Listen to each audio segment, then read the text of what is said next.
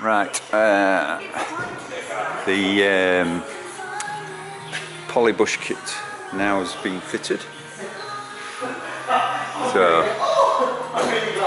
it looks a bit scruffy because I've just finished and I haven't cleaned it all up yet, but what a nightmare. 2 days, complete polybush kit fitted. So not too bad. I think some people may take longer, some people may be quicker. I think it depends how good you are at it. But looking pretty sweet. I'll see if it handles any better. So today I'm doing on some stuff on the exhaust. But I said I'd show you the polybushing stuff, the bushes that came off. These are the bushes. As you can see, well, you see them from the outside and they're like that. It's not until you take them off that you realise how bad they've got. This one seems to have shrunk and misshaped and gone into the clamp. That should be round, by the way. Shouldn't even be any lips and bumps in it. But when you look at it from outside, that's what you see. So only when you take it off and change it that you see why you're changing it. I mean, it's obviously the same with anti-roll bars. I mean, I don't need to show you this, but they just crack inside. They have a lack of any sort of sustenance, whereas these obviously spring straight back. Well, you can't even get them open. You know, you see these from the outside. They look perfectly alright until you get them out, and they're just soft and they're cracked. So that bit I couldn't see until I got it off.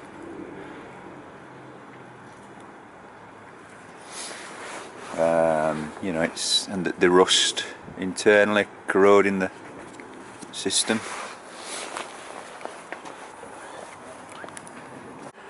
I'm also doing the exhaust. Note to self: don't make exhaust, buy them done. These are a nightmare. A good friend of mine, well, brother-in-law, Graham's doing this, but it's a ball ache, and I know he's doing his best, and I wouldn't like to do it, and I wouldn't like to pay anybody to do it, because I bet it'd be expensive. But yeah, that's the exhaust at the moment. I mean, there's two main reasons for changing it. One, I can put, well, three, because I can put the oxygen sensor into that, although I could put it in through here on this. So this is your standard, what comes on it. But if you look closely, you get pinch points in the exhaust where it's not quite, it's restricting them. If I turn it over, I mean, the weight as well is another thing, because these things are so heavy. But you look at the inconsistencies. So if I show you this here, you can, I don't know if you can tell, but there's the wall goes in there, so it restricts this, and then you come to this one, it's wide open. So how's that getting a consistent power from that one, which is limited, to that one there, which is fully open? So you can see it there a bit more as well. So we're getting consistent flow through the exhaust with that system. Weight saving, and I can put an oxygen sensor on that exhaust. But a nightmare. If you can buy one, or you pick one up, I would pick one up. It's just so much hassle building exhausts to fit. But yeah, I mean, the mirrors are coming on as well. Need to sort these out. There's a plastic cover going to go on there. But that's where we are at the moment. Thanks for watching, and I'll hopefully next time you see a video, all that lot there will all be on and done.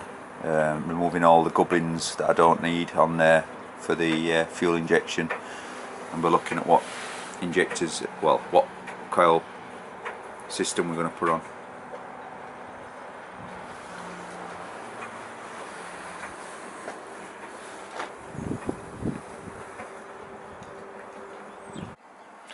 So we're just finishing off on the exhaust. The inlet manifold now is on, bolted up. The heat shield between the inlet manifold and the exhaust is on. Although I had to cut it, I don't know if you can see that join there, to make it, get it underneath. Cut it in half, and then shove it under and then bolt it back together.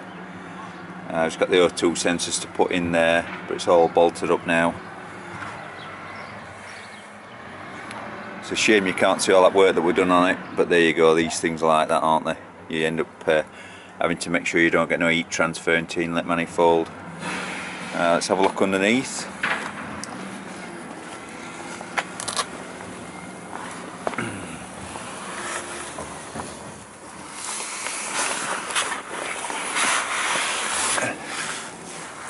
So it comes down from the top there.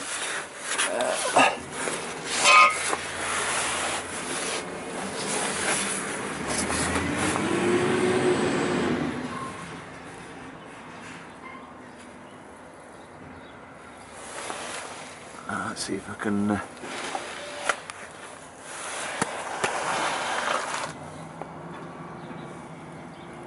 bracket for the mounted onto the gearbox.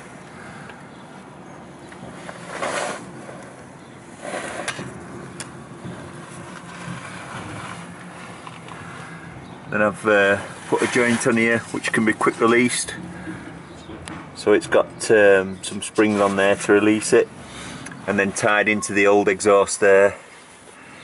Use the old exhaust to the back, and then at the back we've gone to a smaller buzz box, whatever you want to call it, exhaust silencer, and plumbed it all in that way. So unfortunately I can't start it up because because the hadn't had the tuning done yet on the EMU independent ignition injection system. So that's going to be wiring up next on that. That's the next thing we're going to be doing. Now this is all in, all the metal work's done. We're going to be wiring up the programmable ECU for the engine system.